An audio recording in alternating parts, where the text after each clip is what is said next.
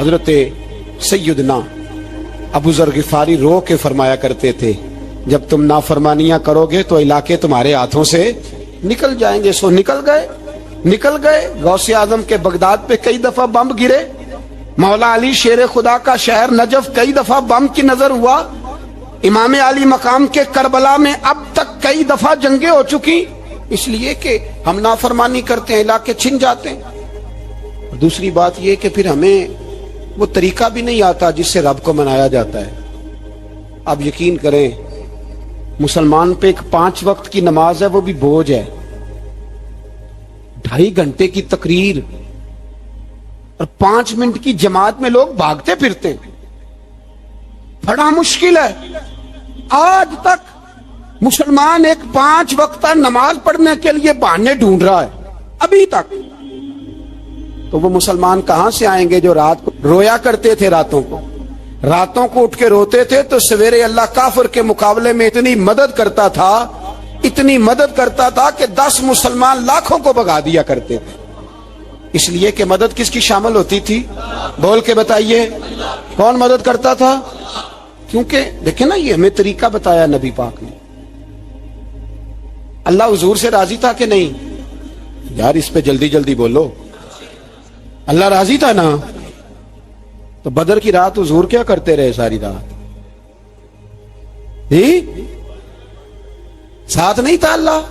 وہ تو وہاں سے فرما رہا ہے غار ثور سے، ان اللہ معنا.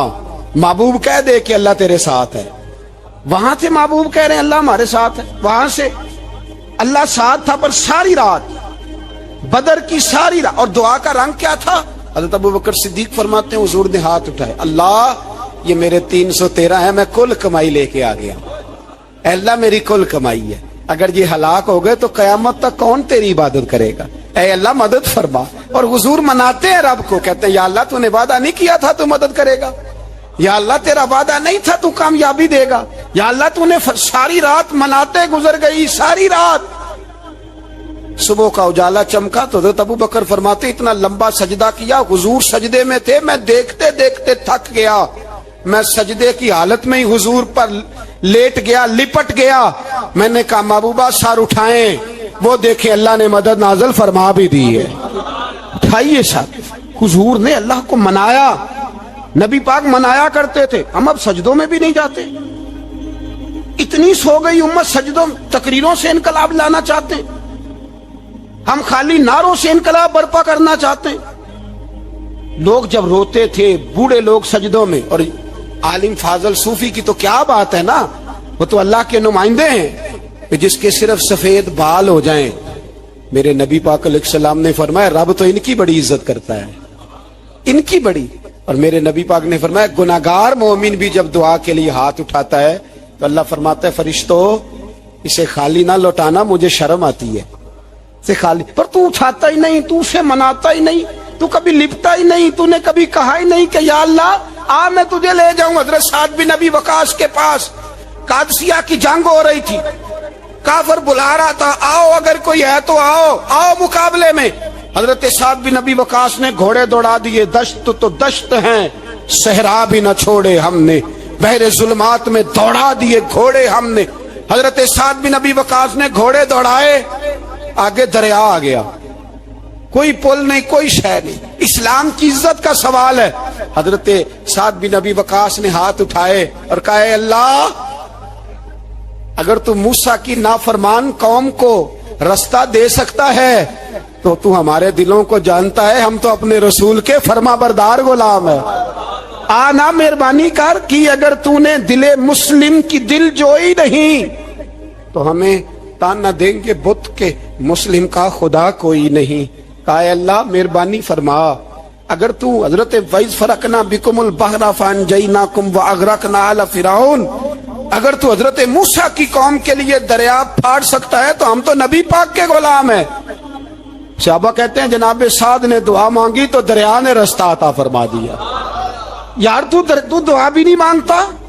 حضور نے فرمایا دعا صلاح المومن، دعا مومن کا ہتھیار ہے، تو نے یہ بھی چھوڑ دیا ہے. اب تو باتیں کر کے تبصرے کر کے ٹی وی دیکھ کے اپنی رائے قائم کر کے کمنٹس کر کے سو جاتا ہے، یہ بھی سوتا خشک ہو گیا. تو دعا تک نہیں مانگتا؟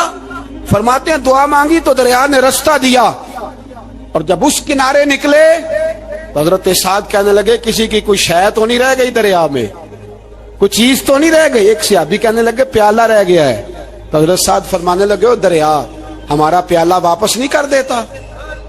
تو کہتے ہیں ایک لہر آئی تو پیالہ بھی باہر پھینک گئی۔ او بھائی ہم اسی رسول کا کلمہ پڑھتے ہیں جن کا حضرت سعد بن ابی وقاص نے کلمہ پڑھا تھا، اور کسی جگہ میرے نبی پاک نے نہیں فرمایا اللہ صحابی کی سنے گا بعد میں آنے والوں کی نہیں سنے گا، کسی جگہ نہیں کہا۔ پر تو کشکولے دعا بھی نہیں اٹھاتا، مصیبت میں بھی اب یاد خدا ہم کو نہیں آتی، دعا منہ سے نہ نکلی، جیبوں سے عرضیاں نکلی، تو یہ کام بھی نہیں کرتا۔ میرا دل کرتا تھا چلو اور کچھ نہ ہو مسجدوں میں اجتماعی دعا ہی ہو جائے، پر اس طرح بھی توجہ نہیں، وہاں بھی کہتے ہیں مولوی صاحب جلدی کرو گھر جانا ہے، اتنی لمبی دعا، اور کمنٹس کر رہے ہیں لوگ، کہتے ہیں آپ اپنے گھر کی سوچیں۔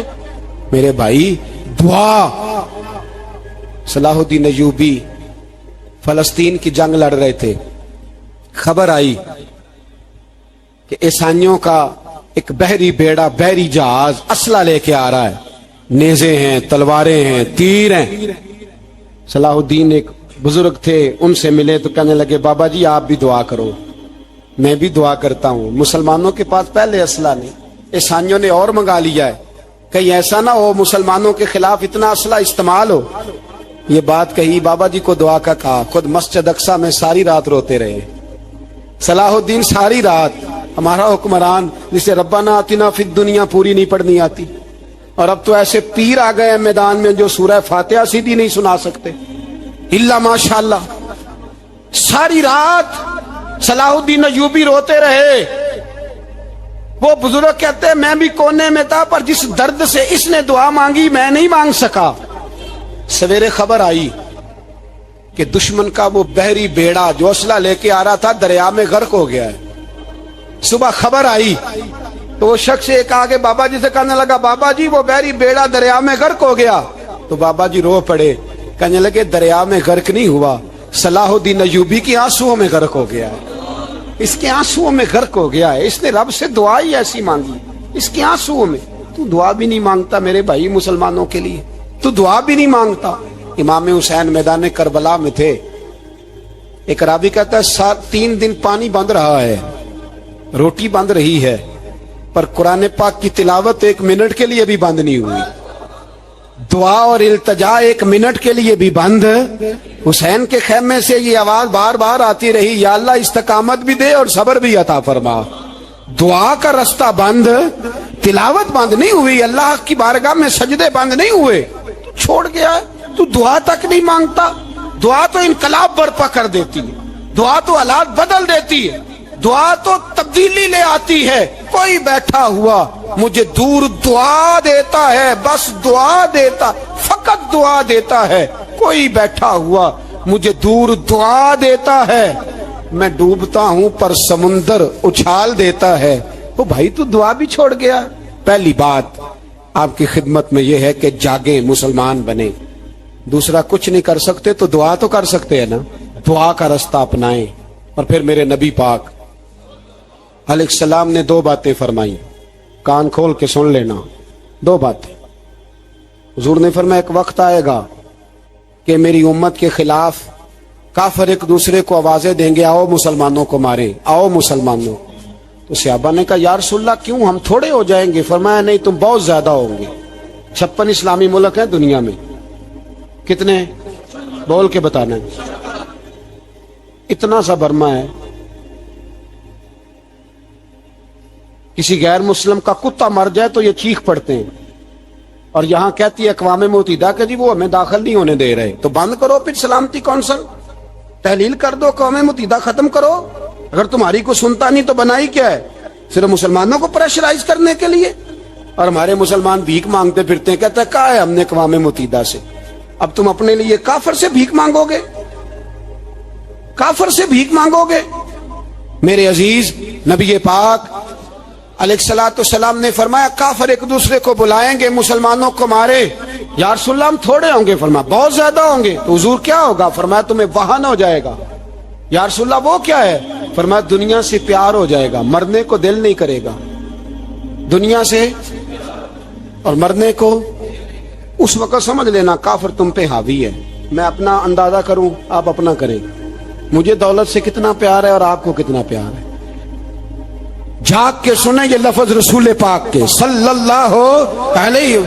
حضور نے فرمایا جب تجھے دنیا سے پیار ہو جائے، دولت سے پیار ہو جائے، اقتدار سے پیار ہو جائے، اور جب تجھے موت بری لگنے لگے، تیرا مرنے کو دل نہ کرے، پھر کافر تیرے اوپر چڑھ آئے گا. آج دولت ہی تو رہ گئی ہے، باقی بچا کیا ہے؟ میں اکثر کہتا ہوں شادیاں نہیں ہوتی، تجارتیں ہوتی ہیں. لڑکی والے کہتے ہیں کہ لڑکا زیور کتنا ڈالے گا، لڑکے والے کہتے ہیں لڑکی جہیز کتنا لائے گی. تجارت، ہر جگہ دولت، ہر جگہ پیسہ، ہر جگہ سرمایہ. جہاں جس معاشرے میں تلاوت بکے، نعت بکے، تقریر بکے، اس سے زیادہ اور تباہی کا معاملہ کیا ہوگا؟ میرے عزیز، میرے رسول پاک علیہ الصلوۃ والسلام کے صحابہ کے قریب دنیا داری آ سکی؟ نہیں آئی. حضرت ابو بکر صدیق نے پانی مانگا تو لوگوں نے دودھ دیا، فرمایا پیچھے کرو. ابو بکر نے نعمتیں چھوڑ دیے. اب ابو بکر وہ والا کام کرتا ہے جو رسول پاک نے کیا ہے. فرمایا نہ دودھ شاید پیش نہ کرو، جو مانگتا ہوں بس وہ دو. حضرت ابو بکر صدیق نے بڑے مالدار تھے. حضرت عمر فاروق رضی اللہ تعالیٰ عنہ کے پاس صحابہ کرام جمع ہو کے آئے. کون سا ایسا شخص ہے جس کی تنخواہ میں اضافہ ہو جائے؟ تو لوگ کہتے ہیں نہیں مجھے نہیں چاہیے. پر ہم نے وہ لوگ دیکھے، حاجی صادق صاحب کو مسجد والوں نے کہا 1000 روپیہ تنخواہ بڑھانی ہے، تو حاجی صاحب کہنے لگے میرا بڑا سونا گزارا ہوتا ہے، مینوں نہیں بڑے نے. حضرت سیدنا عمر فاروق رضی اللہ عنہ صحابہ اکٹھے ہو کے گئے. کہنے لگے عمر حضور کے زمانے میں بظاہر غربت رہی، جناب صدیق اکبر کے زمانے میں غربت، اب تو بڑی ریل پیل ہے، بحرین سے لاکھوں کا مال آتا ہے، آپ کو بڑے بڑے سفیر ملنے آتے ہیں، پر آپ وہی پرانا کرتا اور وہی طامت جو کئی جگہ سے سی آپ نے کئی جگہ سے پھٹی. اور حضرت عمر ایک دن عید کی نماز پڑھانے گئے تھے تو ننگے پیر ہی چلے گئے. لوگوں نے کہا جوتا، فرمایا ٹوٹ گیا تھا یار، پہننے کے قابل نہیں تھا. فرمایا ننگے پیر آ گئے ہو، لوگ کیا کہیں گے؟ فرمایا چھوڑو، عمر کے پاؤں ننگے ہیں لیکن عمر کے کردار میں تو کوئی شک نہیں نا، پیر ہی ننگے ہیں نا، کیا ہوا؟ چھوڑو اس بات کو. کوئی پیار نہیں دنیا داری سے، دولت سے، کوئی چکر ہی نہیں. حضرت سیدنا عمر فاروق رضی اللہ تعالیٰ عنہ کو صحابہ نے اکٹھے ہو کے کہا، یہ ہے امت کے بیدار ہونے کے طریقے جو عرض کر رہا ہوں. کہا جناب آپ اب بڑا مال غنیمت ہے، اور جس طرح ہر صحابی کا حصہ ہے آپ کا بھی حصہ ہے، تو ایک نیا کرتا ہی ڈال لیں آپ خرید کے. اب جب مشورہ ہو گیا صحابہ میں تو کہنے لگے عمر سے بات کون کرے گا؟ نیا کرتا پہننے کی عمر سے بات کس کو برا لگتا ہے جی؟ نیا کرتا کون بات کرے گا؟ حضرت سیدنا علی المرتضیٰ کا انتخاب ہوا. کہنے لگے مولا علی کی بڑی عزت کرتے ہیں، ان سے بڑا پیار کرتے ہیں، ان سے بات کرتے. تو حضرت علی کو بلایا گیا، عرض کی حضور مہربانی فرمائیں. حضرت عمر سے کہے نئے کرتے کے لیے، آپ فرمانے لگے عمر میری بڑی قدر کرتا ہے، بڑی بات سنتا ہے، پر یہ والا کام نہیں میں عمر سے کہہ سکتا، یہ کسی اور سے کہو. تو کہنے لگے آپ رہنمائی کر دیں، کس کو کہیں؟ تو جناب علی المرتضیٰ فرمانے لگے اگر حضرت عائشہ صدیقہ سے کہو گے تو عمر فوراً مان جائے گا، وہ مومنوں کی ماں ہیں. صحابہ حضرت عائشہ کے پاس، اماں جی عمر کو بلائیں، ان کو کہیں بڑے بڑے سفیر آئے ہوتے ہیں، وہی پرانے کپڑے پہن کے بیٹھ جاتے ہیں. اللہ اکبر. حضرت عائشہ نے پیغام بھیجا، فرمایا عمر کو بلاؤ. عمر فاروق دوڑے ہوئے آئے، پردے کے پیچھے حضرت عائشہ کے پاس گھٹنوں کے بل، اماں جی دیر تو نہیں کر آیا میں آنے میں؟ حکم ہو. حضور کے گھر سے پیغام آیا، بڑے بڑے سفیروں کو چھوڑ کے بھاگے. حضرت عائشہ صدیقہ کہنے لگی عمر دیکھو جائز پیسے ہوں تو اسلام اچھے لباس سے منع نہیں کرتا، اب بڑا بڑا مال آیا ہے، اب تیرا بھی حصہ ہے، تو صحابہ کرام کی خواہش ہے کہ نیا کرتا پہن لو، بڑے بڑے سفیر آتے ہیں، حرج بھی کوئی نہیں، جائز بھی ہے، کو منع نہیں. حضرت عمر نے گردن جھکا، جی اماں جی، جی اماں جی، جی اماں جی. حضرت عائشہ کہتی ہیں بات ختم ہوئی، عمر نے گردن اٹھائی تو عمر کی داڑھی آنسوؤں سے بھری ہوئی. کہتی ہے مجھے کہنے لگے اماں جی میں تو صرف مسجد میں دیکھا کرتا تھا، آپ تو مصطفیٰ کو دن رات دیکھتی تھی، جس طرح کے کرتے आमना के लाल ने पहने हैं, मुझे भी पहना दो, मैं तैयार हूं, मैं पहन लूंगा, मैं तैयार हूं, पर जिस तरह के मेरे नबी ने पहने। हजरत आयशा कहती है मैं फूट के रोई, मेरा पल्लू आंसुओं से भर गया। फरमाती है मैं उमर की बात सुनती गई तो मेरा पल्लू आंसुओं से, मैंने कहा उमर तू जा, तू ठीक है। फरमाती है उमर फारूक सलाम करके उठे, अमीरुल मोमिनीन चले गए, इस कोने में सहाबा छुपे हुए थे, वो आए, कहा अम्मा जी क्या बात हुई? तो मैं फिर रो पड़ी। मैंने कहा क्या बताऊं, तुम्हें पुराने कुर्ते नजर आते हैं, उसे मोहम्मद अरबी के जलवे नजर आते हैं, उसे रसूलुल्लाह का रंग नजर आता है, उसे वो गुलामी नजर आती है। उमर को दुनिया से प्यार, और दुनिया से प्यार नहीं था, दुआ पता क्या थी? यूं झोली उठा के अल्लाह मरजुकना शहादतन फी सबीलिक वजल मौत फी बलद हबीबिक। अल्लाह उमर को बिस्तरे वाली मौत न देना, मौत शहादत की देना, और मैं मैदान में जाके नहीं मरना चाहता, मुझे रसूलुल्लाह के शहर में मौत चाहिए, बाहर जाके नहीं, यही मैदान लगे मदीने में, यही मौत आए, असबाब बना, मैं मदीना भी नहीं छोड़ना चाहता। ओ भाई इन लोगों को नहीं प्यार था। जनाब सिद्दीक अकबर का विसाल हुआ तो जहर के असर से, वो जो आपको जहर लगा था, बाद मुफस्सिरीन ने लिखा है कभी कभी वो जो सांप ने डसा था तो कभी कभी उसका असर आता था, बस अल्लाह ने शहादत देनी थी कभी कभी, वरना तो बड़ी शिफाएं थी।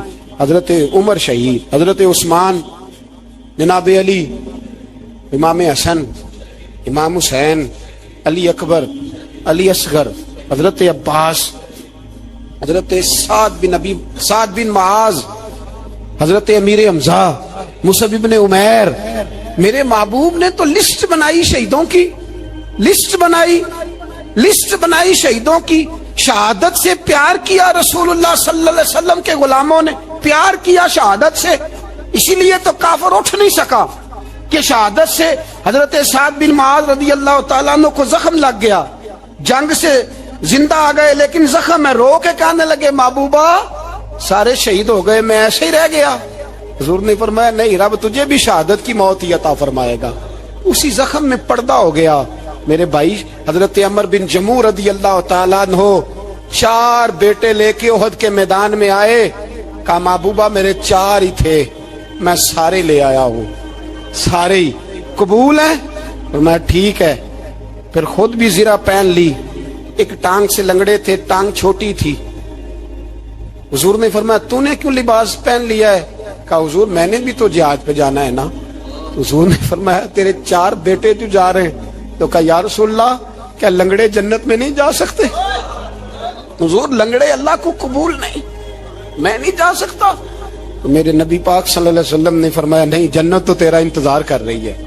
कहा हुजूर फिर मैं भी जाऊंगा, बच्चे जाएंगे तो मैं भी जाऊंगा। एक बीबी ओहद के दिन 3 साल का बच्चा लेके घर से निकली, बीबियों को कहती है मेरा खामद भी बदर में शहीद हुआ, भाई भी और बाप भी, आज हुजूर ने फिर बुलाया है, दिल करता था कोई जवान बेटा होता तो मैं पेश करती, पर अब मेरे पास ये 3 साल का ही है। बच्चा लिया मदीने में, मस्जिद नबवी में, हजरत बिलाल से कहने लगी 2 मिनट हुजूर का दीदार चाहिए। नबी पाक आए, कैसे आई हो? कहने लगी महबूबा मैं शहीद की बेटी, शहीद की बहन, शहीद की बेवा हूं, मेरे पास अब जवान तो कोई नहीं, ये 3 साल का ही है। हुजूर ने मुस्कुरा के फरमाया ये करेगा क्या करेगा? कहने लगी हुजूर सुना है असला थोड़ा है, ढाल की जरूरत है, लोहे की ढाल होती थी, जब तलवार आती थी तो आगे की जाती थी। कहा महबूबा मेरा शहीद की अम्मा बनने को बड़ा दिल करता है, ये मेरा 3 साल का ले जाओ, जब तीर आपकी तरफ आया तो मेरा बेटा आगे कर देना, ये ढाल का काम तो देगा ना। हंसते हुए महबूब की आंखों में आंसू आए, बच्चे को पकड़ के सीने से लगाया, माथा चूमा, फरमाया जा तेरे साथ वादा है, कयामत के दिन तुझे शहीद की अम्मा कह के ही पुकारा जाएगा, वादा है तेरे साथ तुझे शहीद की। मेरे भाई मरने को दिल ही नहीं मुसलमान। मेरे नबी पाक सल्लल्लाहु अलैहि वसल्लम ने फरमाया जिसके दिल में कभी शहादत की आरजू पैदा नहीं हुई, उसके सीने में धड़कने वाला दिल मोमिन का है ही नहीं, वो तो मुनाफिक है। जो कभी दीन के रास्ते में शहीद होने को, मेरे भाइयों दीन को बड़ी जरूरत है, बड़ी जरूरत है, बड़ी खासान रसूल वक्त दुआ है, امت پہ تیری آکے عجب وقت پڑا ہے، وہ دین جو بڑی شان سے نکلا تھا وطن سے، پردیس میں وہ آج غریب الغربا ہے۔ فریاد ہے اے کشتی امت کے نگہباں، بیڑا یہ تباہی کے قریب آن لگا ہے۔ اور ایک شاعر قلم توڑ گیا، کہنے لگا تجھ سے فریاد ہے اے گنبد خضرا والے، تجھ سے فریاد ہے اے گنبد خضرا والے، کعبے والوں کو ستاتے ہیں کلیسا والے۔ تجھ سے فریاد ہے اے گنبد خضرا، اپنے اندر دین کا درد پیدا کرو، ذوق پیدا کرو، مسلمان بن کے جینا سیکھو۔ جب کوئی برادری پوچھے تو کہو میں محمدی ہوتا ہوں، میں مصطفی ہوتا ہوں، میں رسول اللہ کا غلام ہوتا ہوں، میں پہلے مسلمان ہوں، باقی کچھ بعد میں ہوں۔ خدا را اپنے گھر میں پردہ کراؤ، خدا را رزق حلال کھاؤ، اگر پردے نہ ہو رزق حلال نہ ہو تو جذبہ جہاد پیدا نہیں ہوتا۔ خدا را اپنے اندر انقلاب برپا کرو، دین کے لیے جینا سیکھو۔ دین بڑا تڑپتا ہے، دین بڑا روتا ہے۔ رسول اللہ آج تجارت کرنے والے ملتے ہیں، آج سیاست کرنے والے ملتے ہیں، دین والے نہیں ملتے، دین کے درد والے نہیں ملتے۔ اپیل ہے آپ سے، آج رات 2 نفل پڑھ کے اور کچھ نہ ہو سکے تو مسلمانوں کے لیے دعا ضرور کر دینا، ان کے لیے دعا ضرور کر دینا۔ اپنے آپ کو بیدار کرو، بیدار کرو۔ بھئی ہم تو آج تک اس لیے ڈر رہے ہیں کہ ہمارا چہرہ ہی نبی پاک جیسا نہیں بن سکا، تو داڑھی رکھنے میں بھی ہم ڈرتے ہیں، نمازی بننے، مسجد آباد کرنے میں، مسلمان کہلانے میں بھی تک خوف ہے۔ تو بتلاؤ نا اس سے آگے بات کب چلے گی؟ جہاد کی بات تو بڑی آگے جا کے، بدل جاؤ، رسول اللہ کا غلام بن کے جینا سیکھو، نبی پاک صلی اللہ علیہ وسلم کی غلامی کا پٹا اپنے گلے میں ڈالو۔ یہی امام حسین کی سوچ ہے، یہی امام علی مقام کا پیغام ہے، اس کو کبھی فراموش نہ کرنا۔ امام حسین ہمیں بتا گئے سارا کچھ لٹ جائے پر دین کے اندر کوئی نقص واقعہ نہ ہونے پائے، کوئی شرابی، کوئی بے ایمان، کوئی لٹیرا کبھی اس کے سپورٹر نہ بننا۔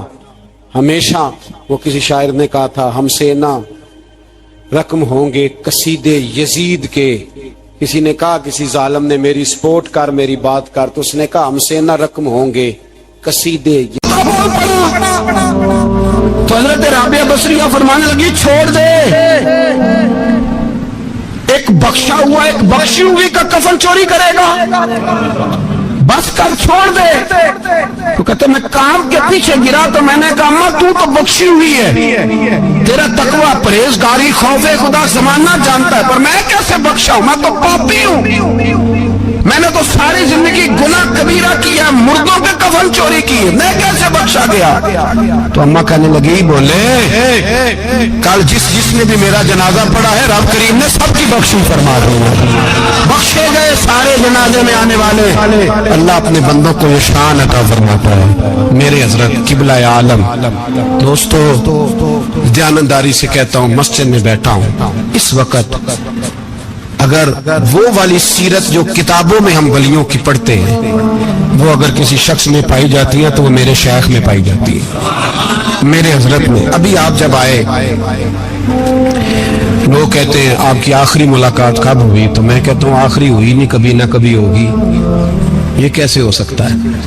مالی دا کم پانی دینا، پھل پکے ہون یا کچے، پیر مریداں دے سر تے رہندا ہے، وہ جھوٹے ہون یا سچے۔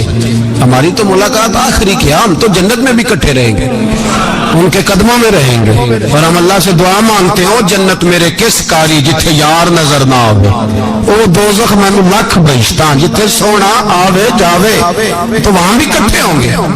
میں ابھی آخری دفعہ جب گیا تو یہ عزیزم ابرار بھی میرے ساتھ تھے، اجازت ہی 2 لوگوں کو ملی وہاں تک جانے کی، آپ کراچی تشریف فرما تھے، تو میرے ساتھ تھے۔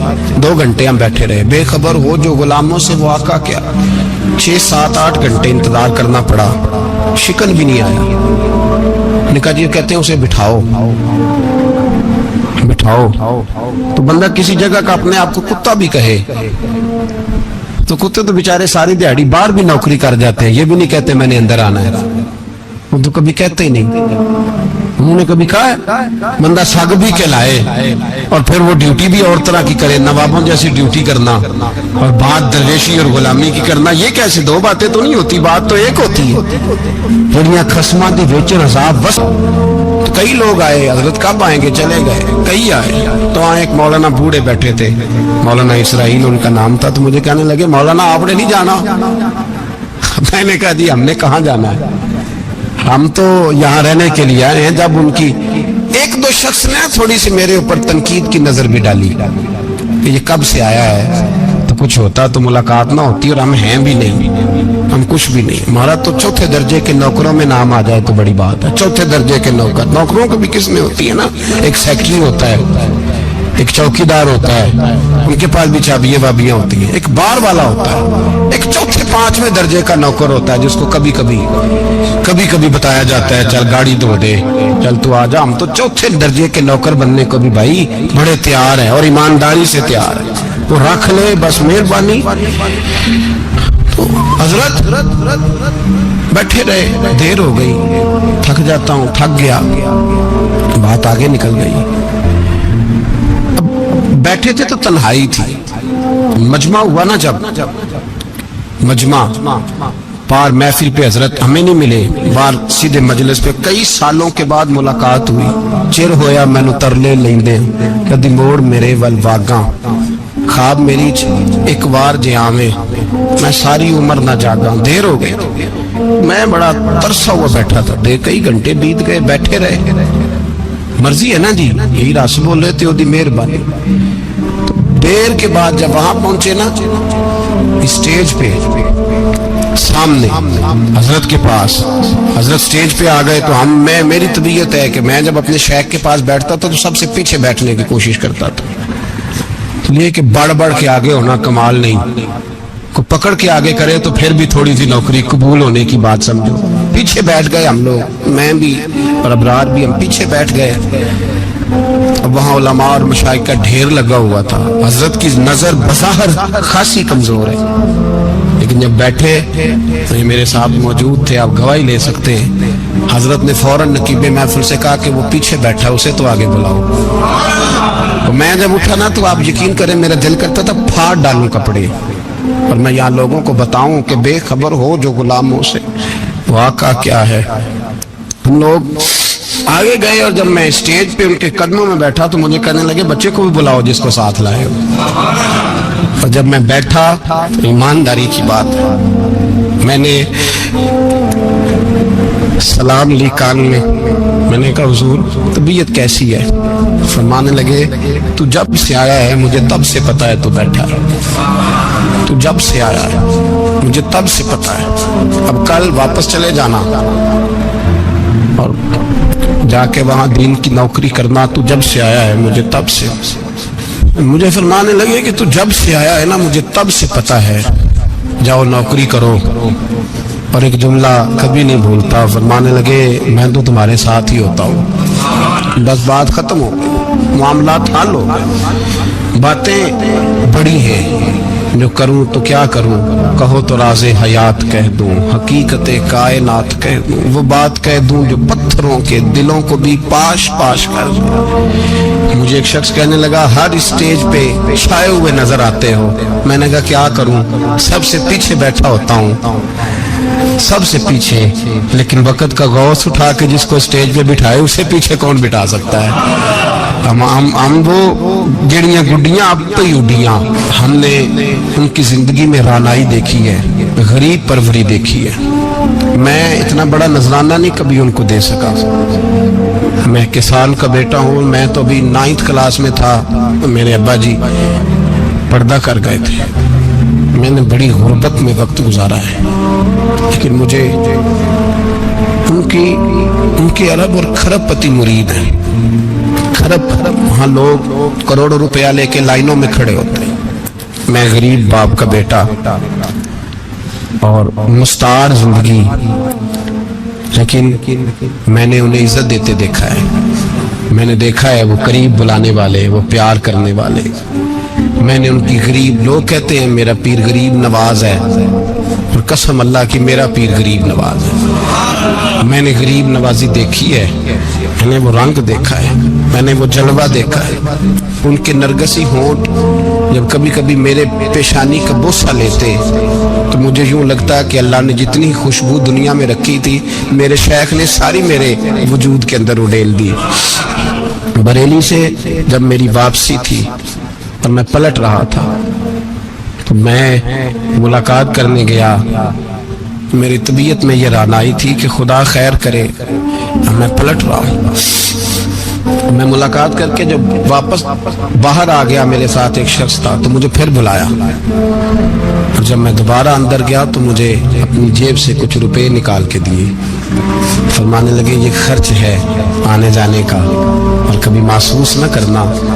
مجھے وہ سب لوگوں کے بیچ میں دیتے تو میرے لیے اعزاز تھا, لیکن میرے جیسے غریب کو نوازنا بھی اور اس کی عزت کا بھی خیال کرنا, یہ مقام, یہ رنگ, میرے پاس کروڑوں باتیں ہیں, بلکہ میں صاف کہوں گا کہ انہی کی محفل سوارتا ہوں. چراغ میرا ہے رات ان کی, میں انہی کے مطلب کی کہہ رہا ہوں. زبان میری ہے بات ان کی. لوگ اپنے ابے کی گدی پہ بیٹھ کے بڑے لوگ ہوتے ہیں, لیکن میں نے بتایا کہ میرے ابا جی کسان تھے. کسی بڑی گدی سے تعلق نہیں, میں کسی جماعت میں کبھی نہیں گیا, کوئی سہارا نہیں لیا. مسجد بھی وہ ہے جہاں جب میں آیا تھا تو 3 لوگ نماز کے لیے ہوتے تھے تو کبھی تیسرا ڈھونڈنا پڑتا تھا. جتنے جلوے, جتنی رانائیاں, جتنا حسن, جتنی تازگیاں, اور میرے عزیزوں کے چہروں پر یہ جو نورانیت کا حسن آپ کو نظر آتا ہے نا, یہ میرے حضرت کی ہونٹ سے نکلی ہوئی صرف ایک دعا کا صدقہ ہے, صرف ایک دعا کا صدقہ ہے, صرف ایک دعا کا صدقہ.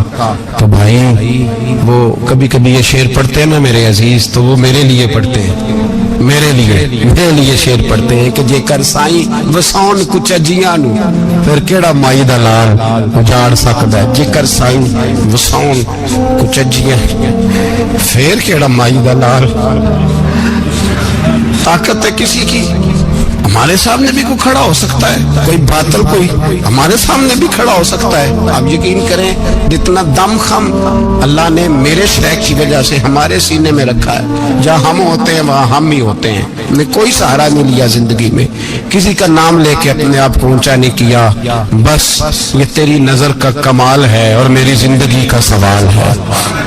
اور اس نظر پہ میں نے کہا مریں گے تو کفن پہ بھی نام لکھائیں گے, اور مریں گے تو قبر پہ کتبہ بھی تیرے نام کا لکھائیں گے, اور یہی جلوے لے کر کے انشاءاللہ جائیں گے, اسی نام سے پہچانے جائیں گے. اور انشاءاللہ وہاں بھی غلاموں کا رنگ نرالا ہی ہوگا.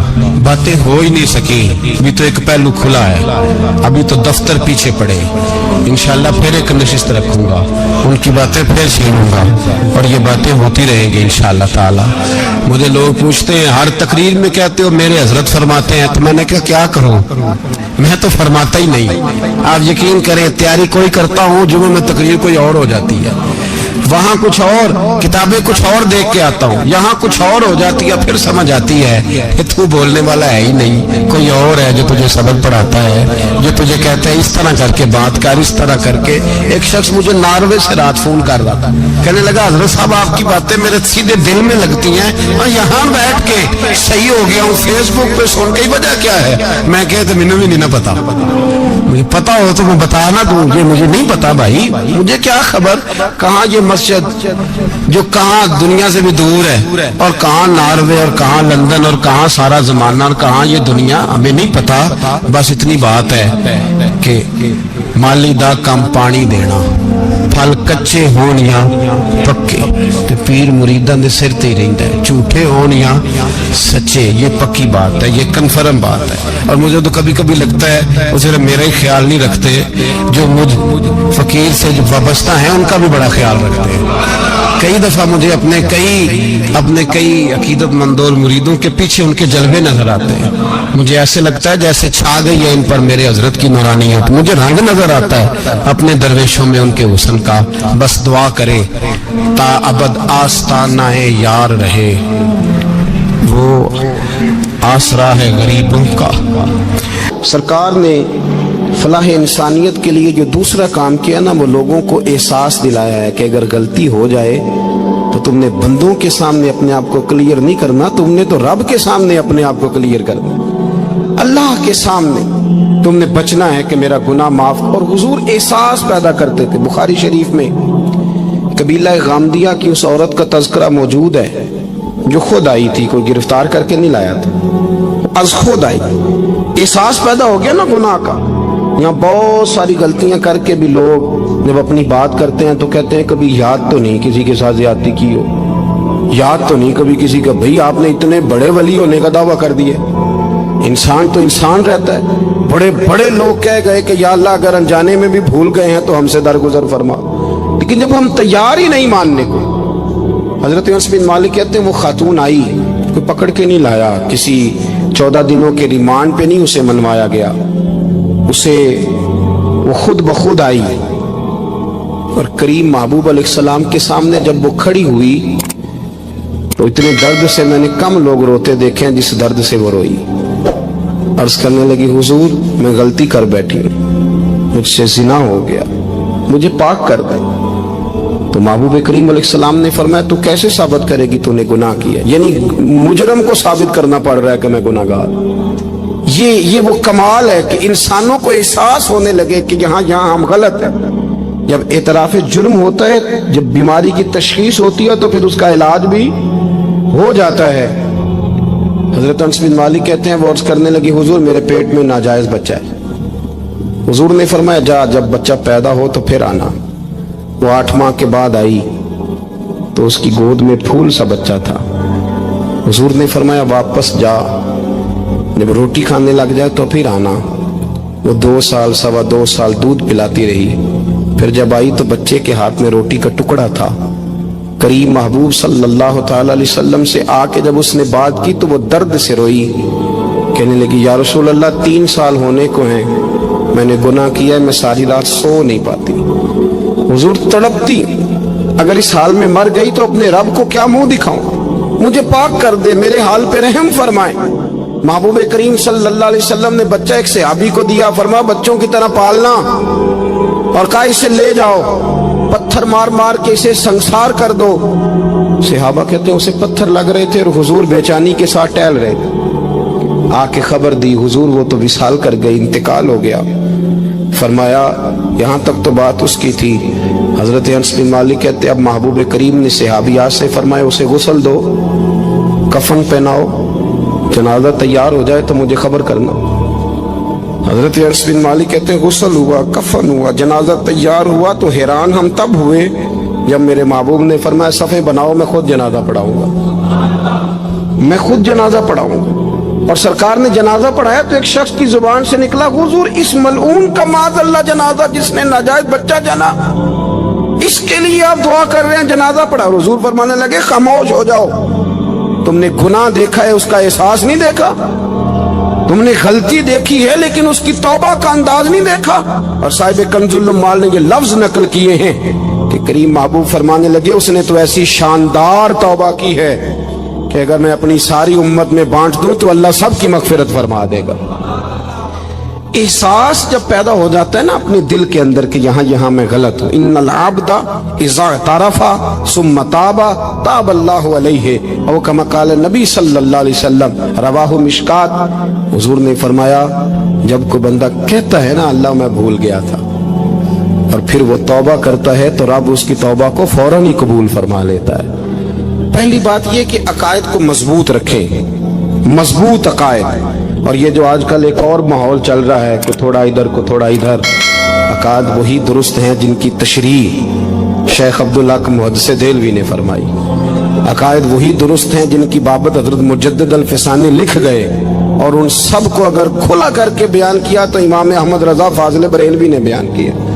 انہی بزرگوں کی باتوں کو کھول کر ہمارے سامنے رکھا. مضبوط عقائد کی زندگی گزاریں. اور دوسری بات, اگر کبھی کوئی غلطی ہو جائے پھر اس کا احساس پیدا کریں, پھر اس سے توبہ کریں. تیسری بات جو فلاح انسانیت کے لیے بڑی ضروری ہے وہ یہ ہے کہ تھوڑا احساس پیدا کریں دوسروں کا. میری زندگی میری ذات سے شروع ہوتی ہے, میری ذات سے. میرے سے ہنس کے بولو, میری بات مانو, میرے پیچھے چلو, میرے آرام میں خلل نہ آئے, میری طبیعت کے مطابق. بھئی آپ کی طبیعت کے مطابق چلیں تو پھر تو آپ بہت بڑے خود غرض ہوئے کہ آپ نے صرف اپنے لیے سوچا. محبوب کریم کا کمال یہ تھا کہ حضور نہ دوسروں کا بڑا احساس فرماتے تھے. آپ بخاری مسلم کی وہ حدیث پڑھیں تو حیران ہو جائیں کہ سرکار فرماتے ہیں میں جب نماز کی نیت باندھتا ہوں تو میرا دل کرتا ہے میں لمبی نماز پڑھاؤں.